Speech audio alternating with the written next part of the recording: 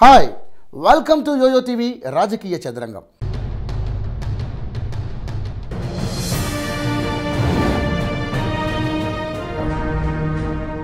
కృష్ణా జిల్లాలోని అసెంబ్లీ నియోజకవర్గాల్లో నందిగామ ఒకటి. టీడీపీకి కంచుకోటగా ఉన్న ఇక్కడి నుంచి ఆ పార్టీ నేత తంగిరాల సౌమ్య ఎమ్మెల్యేగా ఉన్నారు. గత సాధారణ ఎన్నికల్లో విజయం సాధించిన ప్రభాకర్ రావు మరణించడంతో అనంతరం జరిగిన ఉప ఎన్నికల్లో టీడీపీ నుంచి పోటీ చేసిన సౌమ్య విజయం సాధించి అసెంబ్లీలో అడుగుపెట్టారు. మరోసారి ఇక్కడ పాగా వేయాలని టీడీపీ భావిస్తుండగా తెలుగుదేశం ఆధిక్యానికి చెక్ పెట్టాలని వైసీపీ వ్యూహం రచిస్తోంది.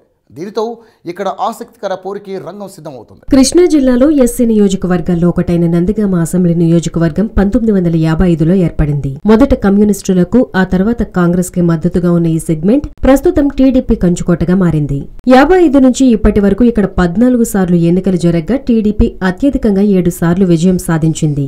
3 సార్లు కాంగ్రెస్, 2 సార్లు సిపిఐ, ఒక్కోసారి జనతా పార్టీ స్వతంత్రులు గెలుపొందారు. పిల్లలమర్రి వెంకటేశ్వర్లు ఇక్కడ తొలి ఎమ్మెల్యేగా ఎన్నికయ్యారు. ఆ తర్వాత వసంత నాగేశ్వరరావు, దేవినేని వెంకటరమణ, దేవినేని ఉమామహేశ్వరరావు వంటి వారు ప్రాతినిధ్యం వహించారు. 2004 వరకు జనరల్ నియోజకవర్గంగా ఉన్న నందిగామ 2008 నియోజకవర్గాల పునర్విభజనలో ఎస్సీలకు రిజర్వ్ అయింది. రిజర్వేషన్ గా మారిన తర్వాత జరిగిన తొలి ఎన్నికల్లో తంగిరాల ప్రభాకర్ రావు గెలుపొందారు. గత ఎన్నికల్లో మరోసారి గెలిచినా ప్రమాణ స్వీకారం చేయకుండానే మరణించారు. దీంతో ప్రభాకర్ రావు కుమార్తె సౌమ్య ఎమ్మెల్యేగా పోటీ చేసి గెలుపొందారు. గత ఎన్నికల ముందు వరకు గృహిణిగానే ఉన్న తంగిరాల సౌమ్య ఎమ్మెల్యేగా గెలుపొందిన తండ్రి ప్రభాకర్ రావు మరణించడంతో రాజకీయాలకు వచ్చి ఎమ్మెల్యేగా ఎన్నికయ్యారు.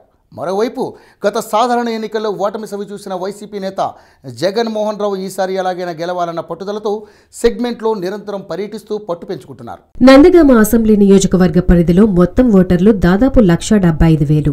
ఈ నియోజకవర్గ పరిధిలో కంచుకచర్ల, చందర్లపాడు, వీరుళ్లపాడు మండలాలతో పాటు నందిగామ మున్సిపాలిటీ ఉంది. ఇక్కడ మంత్రి దేవినేని కుటుంబానికి గట్టి పట్టుంది.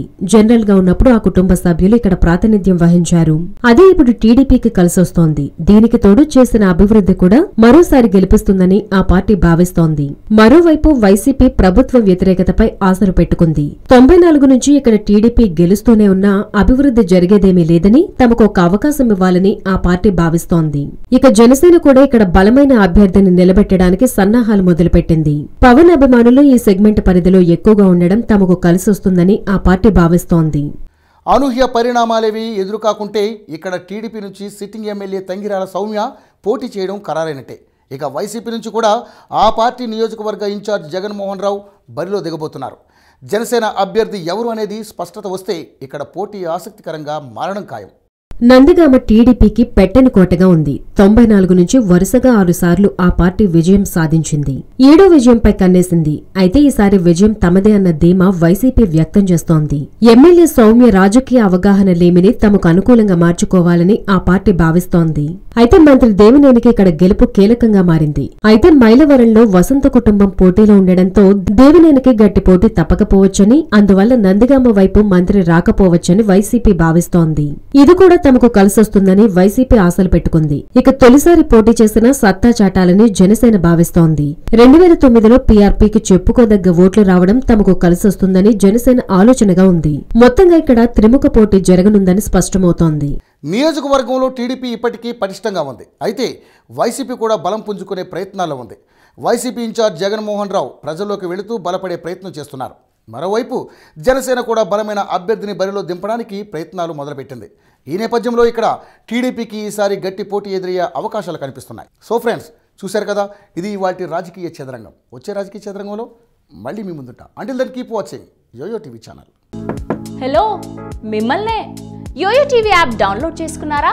ఇంకా లేదా? మీ యాప్ స్టోర్కి వెళ్ళి వెంటనే డౌన్లోడ్ చేసుకోండి.